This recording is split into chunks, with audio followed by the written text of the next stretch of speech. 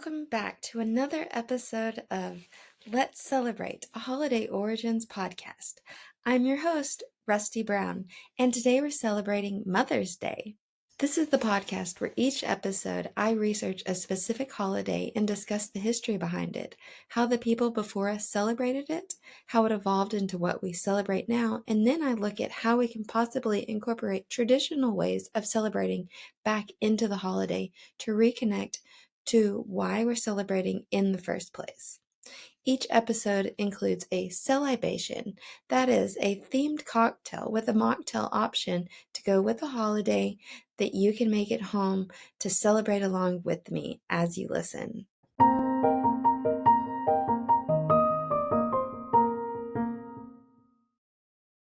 I'm here in Japan right now visiting family, and I've been drinking a lot of lychee liqueur. And so for this episode, I am doing a Lychee Sparkler for the CeLibation. You are going to need 2 ounces of lychee liqueur and 4 ounces of sparkling water. And then you'll just add both ingredients together over ice and stir. For a mocktail version, you'll need to get a lychee simple syrup and 4 ounces of sparkling water. And you'll do the same thing. Pour over ice and stir. And enjoy.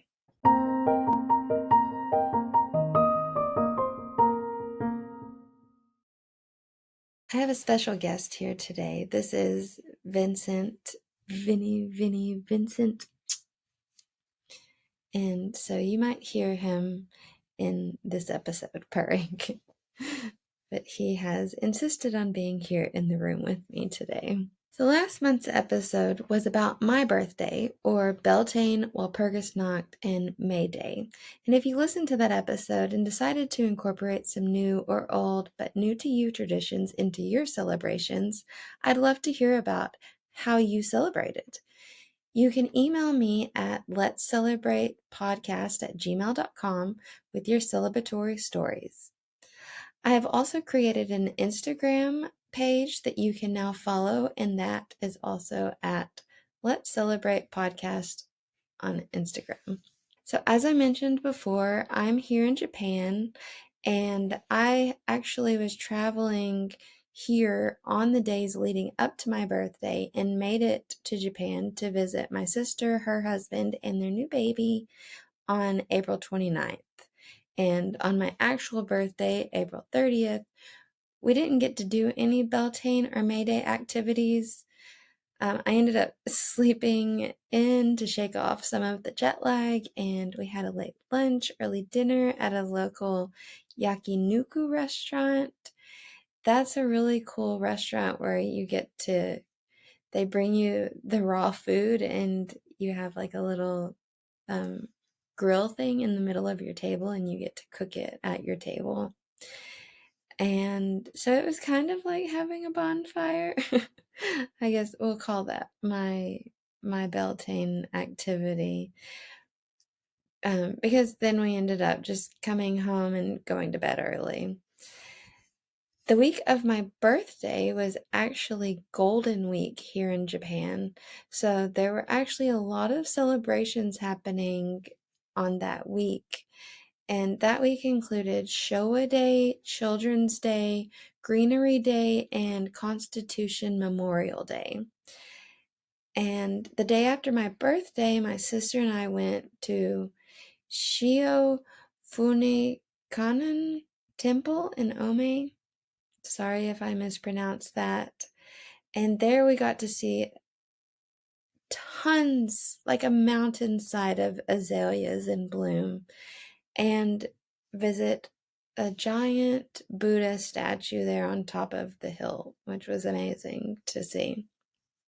And on Wednesday, we went to the Ome Grand Festival, and that was a traditional festival where they had giant wheeled floats that they called dashi, and each of them represented a neighborhood of the city of Ome.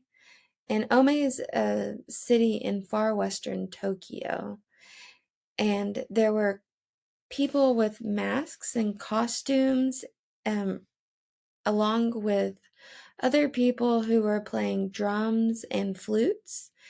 And each of them were people who were from that specific neighborhood, and they were taking turns.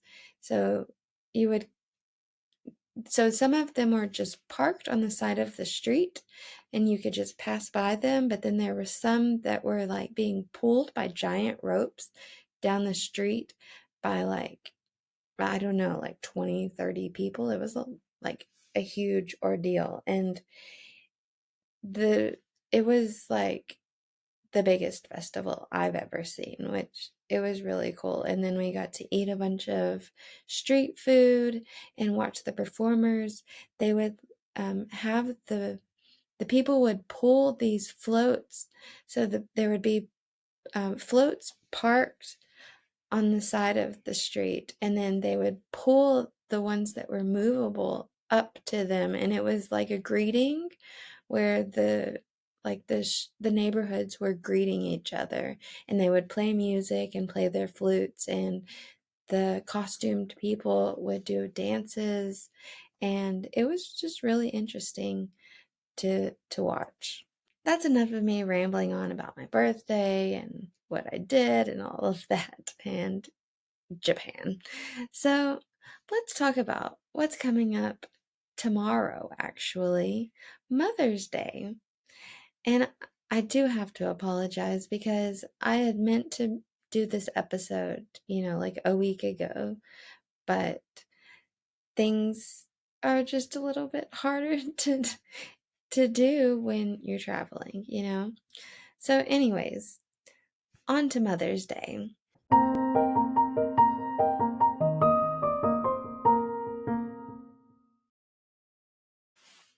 We're going to start with the history behind Mother's Day. When I'm talking about Mother's Day, we're going to focus on the American Mother's Day holiday. And it actually got started with 3 women, and their names were Anne Reeves Jarvis, Julia Ward Howe, and Anne's daughter, Anna Jarvis. So Anne Reeves Jarvis was known as Mother Jarvis, and she was an Appalachian homemaker and lifelong activist. And to combat unsanitary living conditions in the mid 1800s, she organized Mother's Day work clubs in West Virginia. She was mostly concerned about the high infant mortality rate, and her mission was to educate and help women who needed it the most. So during the Civil War, she cared for soldiers on both sides of the war, and she also organized women's brigades. And during those, she encouraged women to help without regard for which side their men had chosen. So she was all about peace and helping the other side, really. After the war, in an effort to promote peace between former Union and Confederate families, she proposed a Mother's Friendship Day. And then we have Julia Ward Howe, and she was a famous poet, pacifist, and woman suffragist. Now, also during the Civil War, she volunteered to help provide hygienic environments and sanitary conditions in hospitals for the soldiers with the U.S. Sanitary Commission. In 1870, she made her Mother's Day proclamation, where she asked mothers of all nationalities to come together to promote peace between warring sides. Because Howe knew that mothers of mankind understood more than anyone the loss of life and the real cost of war. And then around 1870, Julia Ward Howe and Anne Reeves Jarvis called for a Mother's Day for Peace. And this was a day that they hoped would be dedicated to celebrating peace and eradication of war. And on this day, they urged women to ask that their husbands and sons no longer be killed by war. Anne Jarvis also wanted to honor mothers, since they are the people who do more for their children than anyone else in the world. After Anne Reeves Jarvis died in 1905, her daughter, Anna Jarvis, wanted to honor her mother by creating Mother's Day to honor the sacrifices that mothers make for their children. And on May 12th, either 1907 or 1908, I'm not certain. I saw those both dates in different spots, but 1907, 1908, around that time, Anna Jarvis organized the first Mother's Day at her late mother's church called Andrews Methodist Episcopal Church in Grafton, West Virginia. And this first Mother's Day was a worship service in celebration of Anna's mother. The Andrews Methodist Episcopal Church in Grafton, West Virginia, is now the International Mother's Day Shrine. After her first Mother's Day was a success, Anna wanted to see her holiday added to the national calendar. She wrote to many newspapers and politicians, urging them to adopt a day to honor mothers. She gained financial backing from John Wanamaker, a Philadelphia department store owner who hosted a Mother's Day event at one of his retail stores where thousands of people attended. Anna also worked with the floral industry to promote Mother's Day, saying that wearing a single carnation was a way to celebrate or honor one's mother on Mother's Day. And actually, I read that in one of my resources, but later I read that she didn't actually want people to wear carnations, so I'm not sure what the truth is about that. But anyways, by 1912, Anna established the Mother's Day International Association to help promote Mother's Day, and it had been adopted by many states, towns, and churches as an annual holiday.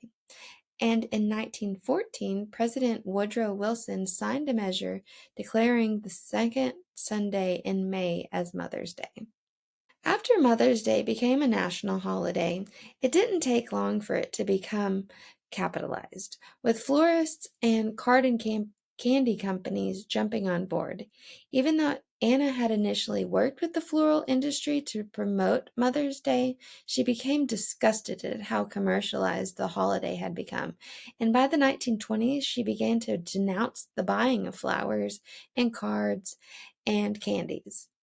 She instead insisted that people should honor and appreciate their mothers with handwritten expressions of love instead of buying gifts and store-bought cards. She ended up starting an open campaign against anyone who profited from Mother's Day, launching many lawsuits, spending her own personal wealth on legal fees against groups that used the Mother's Day name. She even went so far as getting arrested for disturbing the peace while protesting the American war mothers raising money by selling carnations.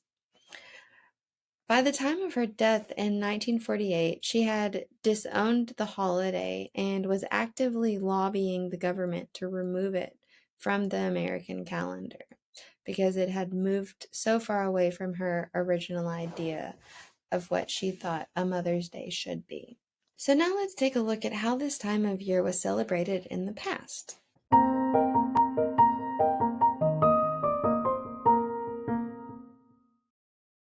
Anna Jarvis specifically stated that mothers should be singular possessive to signify each family honoring their own mother, not to commemorate all mothers of the world.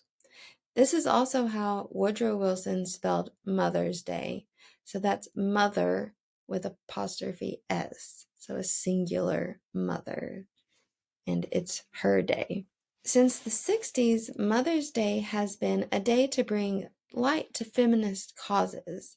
And Martin Luther King Jr.'s wife, Coretta Scott King, used Mother's Day in 1968 to support underprivileged women and children by hosting a march. And then in the 70s, women's groups used Mother's Day to bring awareness to women's needs for equal rights and access to childcare. There are also many ancient festivals honoring mothers and mother goddesses that have been celebrated throughout history. Even though they're not directly related to our modern Mother's Day celebrations, there's a festival for Cybele, the great mother of the gods, and the Greeks held a celebration for their goddess Rhea, The Romans also had a festival of Hilaria, and the Christians had the ecclesiastical Mothering Sunday celebration that's associated with the image of the Mother Church. And in India, they continue to observe the ancient festival Durga Puja that honors the goddess Durga or Durga. Some countries still have older traditions mixed into their Mother's Day celebrations. So I've looked into how other countries have celebrated either in the past or how they continue to celebrate Mother's Day.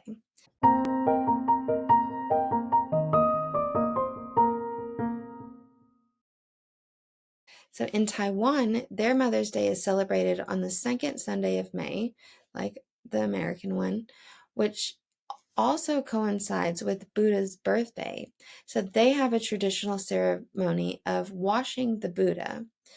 And in 1999, the Taiwanese decided that both holidays would be celebrated on the same day. In Nepal, there's a festival called Mata Tirtha Onsi, and that translates to Mother Pilgrimage New Moon, or Mata Tirtha Puja, which translates to Mother Pilgrimage Worship. And this is a day to commemorate and honor mothers and to remember mothers who are no longer here. And they celebrate by giving gifts to their mothers. And for those who want to honor their mothers who have died, there's a tradition to make a pilgrimage to the Mata Tirtha ponds. And those ponds are located 6 kilometers southwest of downtown Kathmandu. So there are 2 ponds there. The larger one is for ritual bathing, and the smaller one is used to look upon Mother's face. Now it's fenced by iron bars to prevent people from bathing in it, but the traditionally was originally observed only in that local area, but it's now a widely celebrated festival across the entire country. And mothers are honored on this day with special foods. In Ethiopia, they have a 3-day celebration honoring motherhood in mid-fall after the rainy season, and it's called Antrosht. That's spelled Antrosht. And they eat a large feast of traditional hash, and the ingredients are brought by all the children, with the girls bringing spices, vegetables, cheese, and butter, and the boys bring a lamb or bull. And the mother serves the hash to the family, and a celebration happens after the meal that consists of the men singing songs honoring their family and heroes, while the women anoint their faces and chests with butter. In Iran, Mother's Day is celebrated on 20 Jamad al-Thani, and that's the 6th month in the Islamic calendar. And it is the birthday of Fatima, the Islamic prophet Muhammad's only daughter. On this day, there are banners reading Ya Fatima or O Fatima that are displayed on government buildings, private buildings, public streets, and car windows. And some people believe that the government used this Mother's Day on Fatima's birthday to control women's movements, because Fatima is seen by these critics as the chosen model of a woman completely dedicated to certain traditionally sanctioned feminine roles and used to promote the traditional concept of family. But of course, there are supporters of the choice who argue that there is much more to Fatima's life than just traditional roles. In Israel, the Jewish population used to celebrate Mother's Day on Shavat 30 of the Jewish calendar, which falls between January 30th and March 1st. My resources say that it was celebrated on the day that Henrietta Sold died, but then I also have the date of February 13th, 1945. But maybe that date is like our date, and the January 30th or March 1st is the Jewish calendar. I'm not certain about that. But anyways, Henrietta had no children of her own, but during her life, she founded an organization called Youth Aliyah, and she rescued many Jewish children from Nazi Germany and provided for them. And she also did a lot for children's rights of the Jewish children. She's considered the mother of all these children, and that's why her annual Remembrance Day was considered Mother's Day. The holidays evolved over time, and it's now not an official holiday, but it's become more of a celebration of mutual love inside the family, and some consider it Family Day. And it's mainly celebrated in preschools these days with an activity where parents come to the schools. In Bolivia, Mother's Day is called El Día de la Madre Boliviana, and it's celebrated on May 27th. And this day commemorates the Battle of La Coronilla, and this was a battle that took place during the Bolivian War of Independence on May 27th, 1812. During this battle, women fought for the country's independence and were slaughtered by the Spanish army. It's not a public holiday, but all schools hold activities and festivities throughout the day. Here in Japan, Mother's Day is called Haha no Hai, and it was established in 1931 during the Showa period. And it is the birthday of Empress Kojun, the mother of Emperor Akihito, on March 6th. In 1949, the Japanese Society adopted the second Sunday of May as the official day of Mother's Day. And giving red carnations or roses to mothers on Mother's Day is the most common tradition in Japan today. In Mexico, Dia de los Madres is an unofficial holiday celebrated on May 10th. It's traditional to start the celebration with the famous song Las Mañanitas, either a cappella or with the help of a mariachi or a contracted trio. It's traditional for families to gather and to spend as much time as possible with their mother to honor her. And the family will either bring dishes or they will go out to eat at a restaurant, but they'll eat together. In Thailand, Mother's Day is celebrated on August 12th, and that is the birthday of the current Queen Mother of Thailand, Sirikit. Not sure if I pronounced that correctly.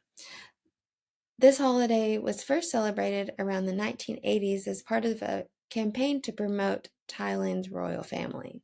In Argentina, Mother's Day is celebrated on the third Sunday of October, and it was originally celebrated on October 11th because this date was the old liturgical date for the celebration of the maternity of the Blessed Virgin Mary. But the Second Vatican Council moved the Virgin Mary festivity to January 1st. The Mother's Day started to be celebrated the third Sunday of October because of the popular tradition. And Argentina is now the only country that celebrates Mother's Day on this day in October. In Australia, Mother's Day is celebrated on the second Sunday in May, and they started celebrating Mother's Day for the first time in 1910. They celebrate with special church services, but it actually didn't become popular until about the 1920s. And then the tradition of giving gifts on Mother's Day in Australia started in about 1924. Also because of it being autumn in Australia during Mother's Day in May, carnations are a spring flower, so white chrysanthemums are the traditional Mother's Day flower in Australia. In Belgium, Mother's Day is called Moederdag or Moederdag. Kerstdag in Dutch, and Fête des Mères in French. I do not speak any of those languages, so pardon my French. And in Belgium, this day is celebrated on the second Sunday of May. And in the week before the holiday, children will make little presents at their schools and they give those to their mothers in the early morning of Mother's Day. Typically, also, the father will buy croissants or other sweetbreads and pastries and bring them to the mother in bed. The beginning of a day of pampering for the mother. There are also people who celebrate Mother's Day in Belgium on August 15th instead. These people are mostly from around Antwerp. They consider that day the classical Mother's Day, and they see the observance in May as an invention for commercial reasons only. Mother's Day has become more popular in China, and carnations are the most popular gift and the most sold flower of the day. In 1997, Mother's Day was set as the day to help poor mothers and to remind people of the poor mothers in rural areas, such as China's western region. Despite originating in the United States, people in China accept the holiday without hesitation because they see that it's in line with their traditional ethics. And those are to respect the elderly and parents. In Finland, Mother's Day is celebrated also on the second Sunday of May, and it is recognized nationally and is a public holiday.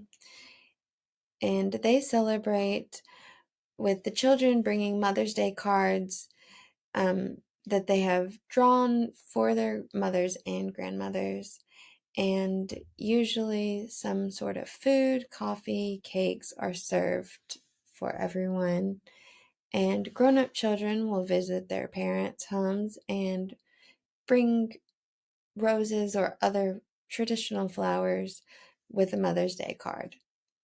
The president of Finland honors with medal every year some mothers who have done something exceptional and positive during the year.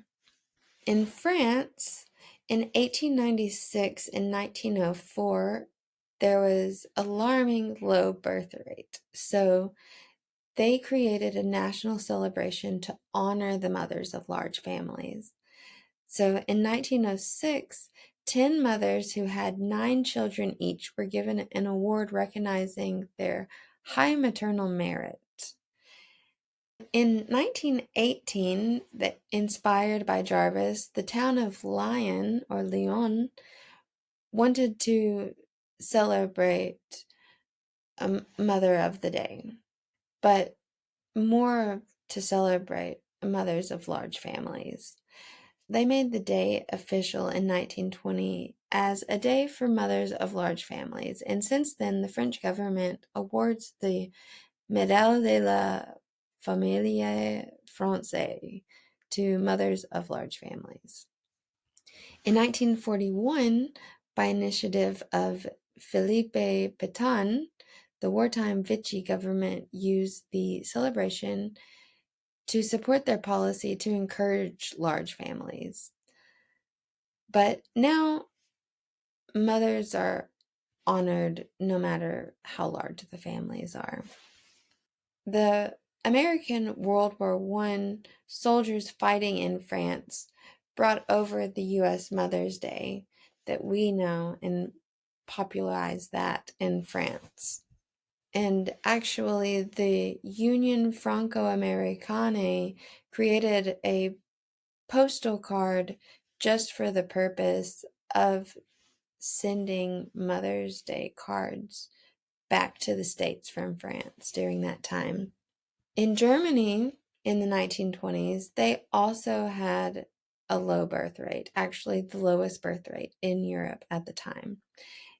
They attributed this to women's participation in the labor market. So in 1923, they adopted Muttertag, or Mother's Day from America. And the Mother's Day Committee in 1925 decided that they were going to start a promotion to increase the population in Germany to promote motherhood. Their holiday did not celebrate individual women, but an idealized standard of motherhood. Many people saw this as a way of trying to take away women's rights of working. Some local authorities used the day to actually support larger families or single mother families economically. And the guidelines for those subsidies had eugenics criteria, but there's no actual evidence that the social workers ever really implemented them. And most of the subsidies were actually given to families in economic need rather than to the families that were considered more healthier. In 1933 to 1945, during the Nazi Party's reign, the situation changed dramatically. And the promotion of Mother's Day increased in many European countries. The German Nazi government took the position that the role of mothers was to give healthy children to the German nation. They wanted to create an Aryan race and all of that eugenics stuff. So Mother's Day was actually a time where they promoted the death of a mother's son in battle as the highest embodiment of patriotic motherhood. The Nazis declared Mother's Day an official holiday and put it under the control of the NSV, the National Socialist People's Welfare Association, and the NSF, the National Socialist Women Organization. And as I mentioned before, the local authorities didn't really go along with the guidelines of the Nazi government, and they continued to assist the families who were actually in economic need. In Indonesia, Mother's Day is celebrated on December 22nd. That is actually the anniversary of the opening day of the first Indonesian Women's Congress, which was held from December 22nd to December 25th, 1928, during President Suharto's New Order. The government used Mother's Day as propaganda to persuade women of the idea that they should be staying at home. In Myanmar, Mother's Day is celebrated on the full moon day of Pyatho, and that's the 10th month of the Myanmar calendar, which usually falls in January of our years, or the American years.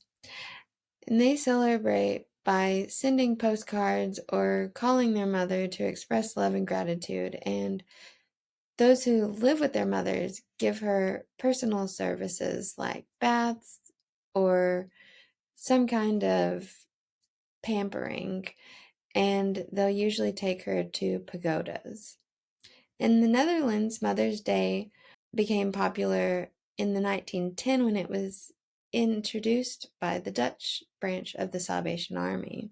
And it was really promoted mostly by the Royal Dutch Society for Horticulture and Botany, which was a group that protected the interest of Dutch florists, and they worked to promote the holiday because they hoped to gain commercial success like the American florist had with Mother's Day. So they imitated the campaign that was already underway in other countries. And in 1931, the second Sunday of May was adopted as the official celebration day. They have a slogan that was created in the mid-1930s, Moederdag, Bloemendag, which is Mother's Day, Flowers Day. and that phrase was very popular for many years. Mother's Day cakes were also given. In Spain, Mother's Day is called Dia de la Madre, and it's celebrated on the first Sunday of May. And the weeks leading up to this Sunday, school children spend a few hours a day preparing a gift for their mothers, aided by school teachers.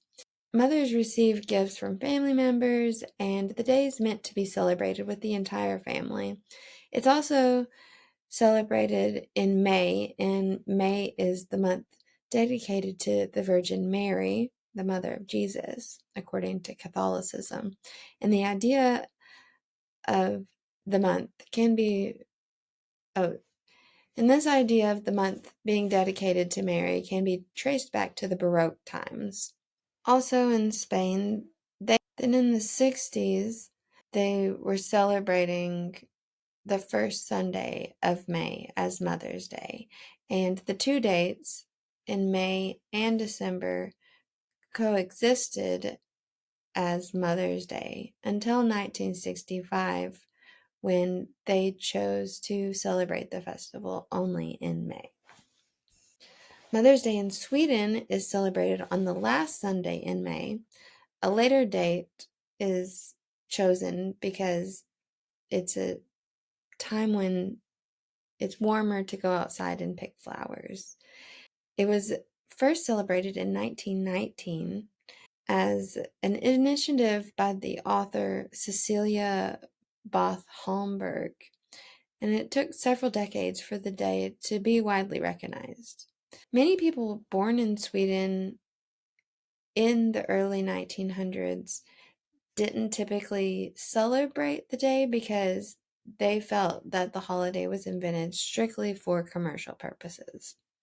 In many other countries, they either had existing celebrations honoring motherhood, or they've adopted the US celebrations, such as giving carnations or other presents to the mother, or a card, gifts, or some kind of service, breakfast in bed, pampering, and then going out to lunch or dinner as a family.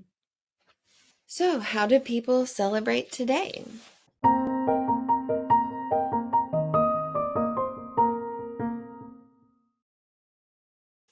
Well, many people continue to purchase flowers, greeting cards, candies, and jewelry for their mothers, of course. And Mother's Day is one of the most commercially successful holidays in the US and remains one of the biggest days for sales of these products, leaving Anna Jarvis perpetually rolling in her grave. Mother's Day is also the most popular holiday for long-distance telephone calls. Many people celebrate by going to church with their mother, and Mother's Day is actually the third highest church attendance day after Christmas Eve and Easter. People continue celebrating the day with carnations, and some people choose to wear a colored carnation if their mother is living and a white one if she has passed away. Most children who live close enough to their mothers choose to have home-cooked lunch or dinner, or take their moms to a nice dinner out on Mother's Day.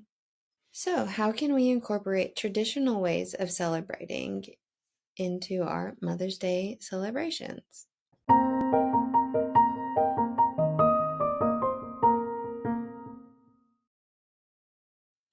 The best way to honor your mother on Mother's Day, as well as honor Anna Jarvis's vision of Mother's Day, is to write your mother a heartfelt letter or give her a handmade card or gift, and spend the day expressing to your mother how much you appreciate her and the love and sacrifices that she has made for you and your family. Remember to commemorate the many ways your mother has fought for you to have a better life, and honor how she raised and nurtured you with love and courage. Of course, you can go the commercial route and buy her a gift, card, candy, or jewelry, or gift her an experience or pamper her with a spa day or breakfast in bed. And maybe spend some time contemplating Anne Reeves Jarvis's and Julia Ward Howe's original concept of Mother's Day for Peace, and think of ways you can connect with people who might think differently than you, and contemplate on how heartbreaking it is for mothers to see their husbands and children going to war, fighting and dying. We might not be able to find peace, but finding an equal ground to stand on to understand each other on a real human level might at least help us to get closer to some form of peace and understanding that can bridge the gap between warring sides.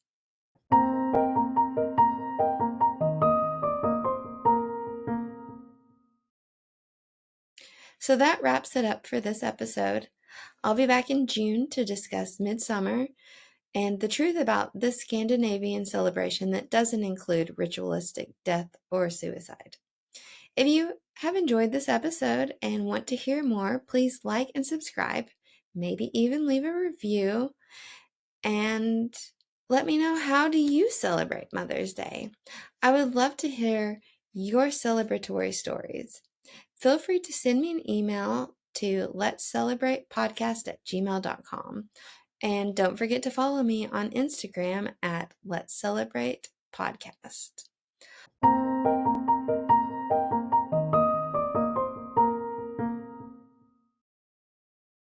All of my references are in the show notes if you're interested in reading more about Mother's Day traditions.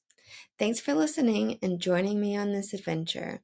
Have fun celebrating, and I hope you've learned something new today.